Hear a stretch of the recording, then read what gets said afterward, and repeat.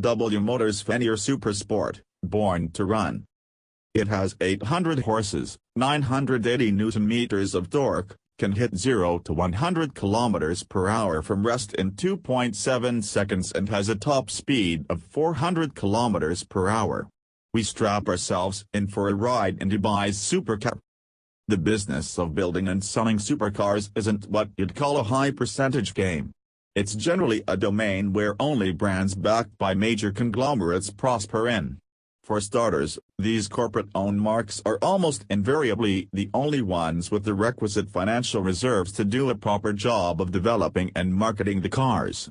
They also have the necessary R&D facilities and resources, access to wind tunnels, proving grounds, shared componentry etc., to ensure the finished product ticks all the boxes in terms of durability, everyday usability, safety, refinement, fit, finish and, obviously, performance and dynamics. So, it's only the brave, or foolish, who attempt to go this route as standalones.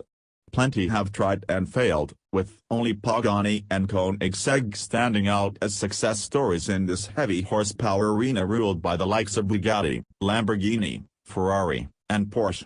The odds against making it in this caper might be extremely slim, but that hasn't deterred Dubai-based W Motors from tossing its hat in the ring. The first example of their handiwork was the jewel-encrusted Lykan Hypersport, which shot to fame via its starring role in the Hollywood blockbuster Furious 7, as well as being featured in a raft of video games. However, where the Lykan was an ultra-low volume offering, just 6 units sold, its upcoming Fenyr SuperSport successor is a more mass-market proposition, with W Motors CEO Ralph Davis, see interview on page 21, targeting 110 sales for the imminent hypercar, which will cost each of their prospective owners about $2 meters. That's a lot of moolah, but what do you actually get for it? Here's the deal, as per the Lykan, the Fenyr was developed and engineered by celebrated Porsche tuner Raf Automobile, and the heart of the car is Porsche-derived. Sitting directly aft of the passenger cell, but forward of the rear axle, is a 3.8-liter twin-turbo flat-six motor, not dissimilar to the unit you'd find in a 911 turbo. However, the rough brainiacs have tweaked it to thump out a monstrous 800 bhp and 980 Nm, which is channeled to the rear wheels via a PDK dual-clutch gearbox. The chassis has also been engineered by Rough and the massive Brembo carbon ceramic brakes are standard supercar fare. On paper, all good so far. The Fenyr also looks the business. With more sharp edges than a drawer full of kitchen knives, the SuperSport has a distinctly Lambo Aventador-esque aggression about it.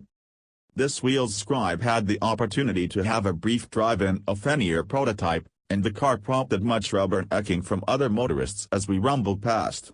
Eyeball smacking it most certainly is, but scrutinize it closely and it's evident the standard of fit, finish is well short of what you'd get in a Lambo/Ferrari/Porsche/ etc. That said, this is a prototype, so one must make some allowance for that. The proposed 110 vehicle build run of the Fenyr will be carried out by Magnus T, and, if you're up to scratch on your car industry knowledge, you'll know this Austrian manufacturer has solid credentials as it currently builds the BMW 5 Series and Jaguar E-Pace and I-Pace, among other vehicles. Seeing as I was peddling the only functional prototype in existence, it obviously wasn't prudent to redline the sinister black projectile in every gear or have the thing leaning on its door handles through corners. Nevertheless, on the few occasions where I could give it a squirt, the Fenyr accelerated with vigor. Does it feel Aventador fast? W Motors makes big claims of the car, 0 to 100 km per hour in 2.7 seconds and a top whack of 400 km per hour, but my first impression is that these numbers sound optimistic. That said, I hadn't had the opportunity to properly give it the beans, so there could be reserves there that I hadn't tapped. Bear in mind that peak to work only comes on stream at 4,100 revolutions per minute and max power at 7,100 revolutions per minute, so this is an engine that delivers its best in the upper half of the rev range, a zone that I didn't really get to explore on traffic-infested Dubai roads, for any sustained period. Earplugs might be a good option with the Fenyr because there's a tremendous racket in the car. The twin-turbo flat-six is plain raucous. Dibas says they opted to put a straight-through exhaust system on the Fenyr to give it a unique sonic signature.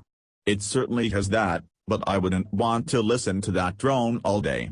However, production spec versions will also have a quieter mode activated via switchable flaps and the exhaust, so that will be a welcome addition.